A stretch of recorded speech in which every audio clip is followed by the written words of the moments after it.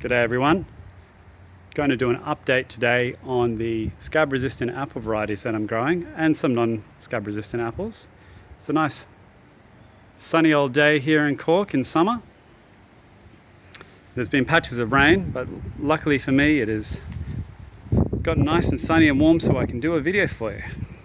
I've been working my butt off all morning, pruning, some fairly heavy pruning cuts, big branches were lopped.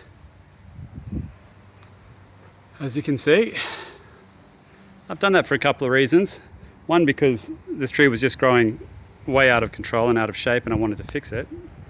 Second, of course, is that it's summer, and if I cut it back in summer, there's less chance of getting disease and less chance of regrowth in those cuts.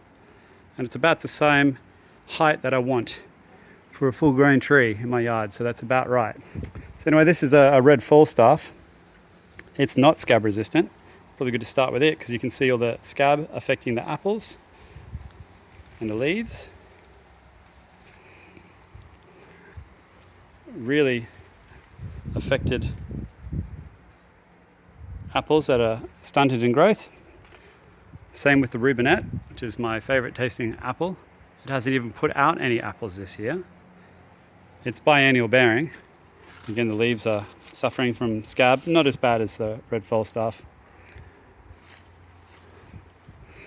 Moving on to the Jonagored, again, not a disease-resistant apple, showing evidence of scab and disease.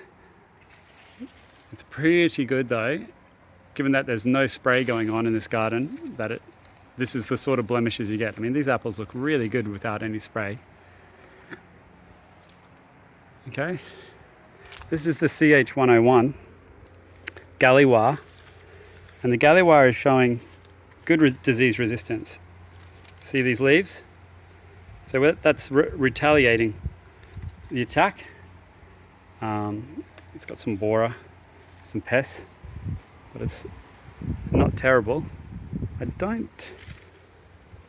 Here we are.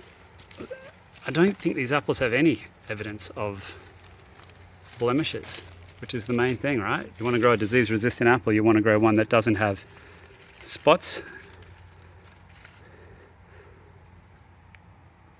Yeah, not too bad, you know. So I see maybe a little bit of discoloration, but for the home garden, this is the sort of stuff that doesn't matter. You know, grow these without spray. Plant them and leave them.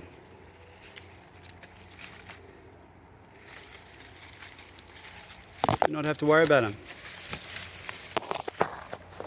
Of course, it is good to fuss over your plants though, especially if you like gardening.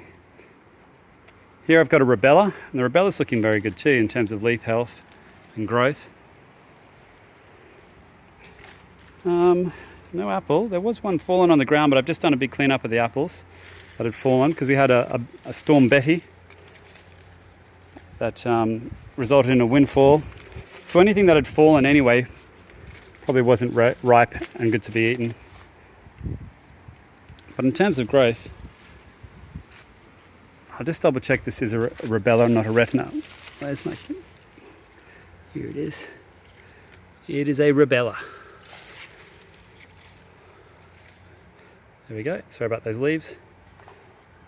Sunshine, focusing, reflections, the whole lot.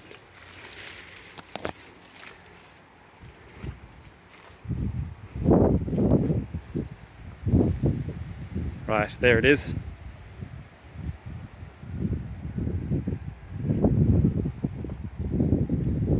Okay, that's the back garden. I'll do the front garden separately.